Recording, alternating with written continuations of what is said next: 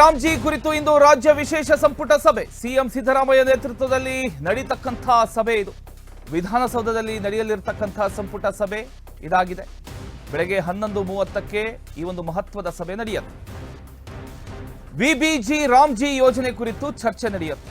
ಆ ಒಂದು ಸಭೆಯಲ್ಲಿ 2 ದಿನ ವಿಶೇಷ ಅಧಿವೇಶನ ಕರೆದಿರತಕ್ಕಂಥ ಸರ್ಕಾರ ಈ ತಿಂಗಳ ಅಂತ್ಯದಲ್ಲಿ ಅಧಿವೇಶನ ಕರೀತಕ್ಕಂಥ ಸಾಧ್ಯತೆ ಇದೆ. ಇಂದಿನ ಸಭೆಯಲ್ಲಿ ಅಧಿವೇಶನದ ದಿನಾಂಕವನ್ನು ಕೂಡ ನಿರ್ಧಾರ ಮಾಡಲಾಗುತ್ತೆ. ಅಧಿವೇಶನದಲ್ಲಿ ಕಾಯ್ದೆ ವಿರುದ್ಧ ನಿರ್ಣಯ ತೆಗೆದುಕೊಳ್ತಕ್ಕಂಥ ಸಾಧ್ಯತೆ ಇದೆ. ಹೊಸ ಕಾಯ್ದೆ ವಿರುದ್ಧ ನಿರ್ಣಯ ಮಾಡೋ ಸಾಧ್ಯತೆ ಕೂಡ ಕಂಡು ಬರ್ತಾ ಇದೆ.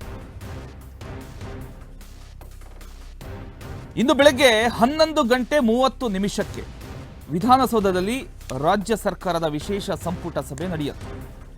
ಮುಖ್ಯಮಂತ್ರಿ ಸಿದ್ದರಾಮಯ್ಯ ಅವರ ನೇತೃತ್ವದಲ್ಲಿ ನಡೀತಕ್ಕಂಥ ಈ ಒಂದು ಸಭೆ ರಾಜಕೀಯವಾಗಿ ಮಾತ್ರ ಅಲ್ಲ, ಆಡಳಿತಾತ್ಮಕವಾಗಿಯೂ ಕೂಡ ತುಂಬಾ ಮಹತ್ವದು ಅಂತ ಹೇಳ್ಬೋದು.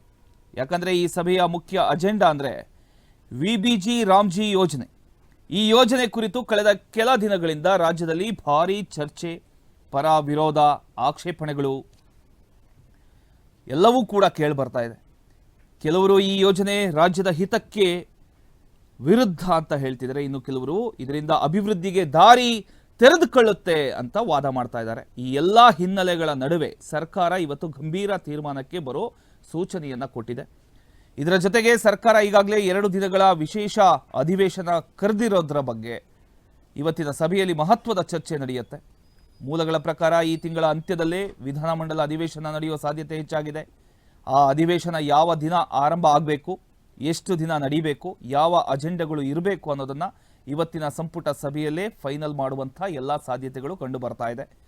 ವಿಶೇಷವಾಗಿ ರಾಮ್ಜಿ ಯೋಜನೆ ಸಂಬಂಧಿಸಿದಂತೆ ಅಧಿವೇಶನದಲ್ಲಿ ಕಾಯ್ದೆ ವಿರುದ್ಧ ನಿರ್ಣಯ ಕೈಗೊಳ್ಳೋ ಬಗ್ಗೆ ಸರ್ಕಾರ ಯೋಚನೆ ಮಾಡ್ತಾ ಇದೆ ಅನ್ನುವಂಥ ಒಂದು ಮಾತುಗಳು ಕೂಡ ಕೇಳಿ ಬರ್ತಾ ಇದೆ. ಇನ್ನೊಂದು ಕಡೆ ಕೆಲ ಸಚಿವರು ಈ ಯೋಜನೆಗೆ ಸಂಬಂಧಪಟ್ಟಂತೆ ಹೊಸ ಕಾಯ್ದೆ ತರೋ ಬಗ್ಗೆ ಕೂಡ ಚರ್ಚೆ ಮಾಡ್ತಾ ಇದ್ದಾರೆ ಅನ್ನುವಂಥ ಒಂದು ಮಾಹಿತಿ ಇದೆ. ಅಂದರೆ ಈಗಿರ್ತಕ್ಕಂಥ ಒಂದು ಕಾಯ್ದೆಯಲ್ಲಿ ಬದಲಾವಣೆ ಮಾಡೋದು ಅಥವಾ ಸಂಪೂರ್ಣ ಹೊಸ ಕಾನೂನು ರೂಪಿಸುವಂಥದ್ದು, ಈ 2 ಆಯ್ಕೆಗಳನ್ನು ಸರ್ಕಾರ ತೆರೆದ ಮನಸ್ಸಿನಿಂದ ಚರ್ಚೆ ಮಾಡ್ತಾ ಇದೆ.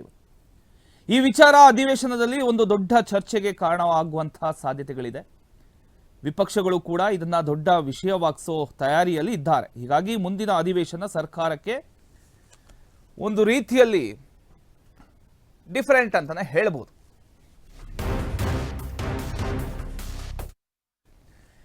ಇನ್ನು ಸಂಕ್ರಾಂತಿಯ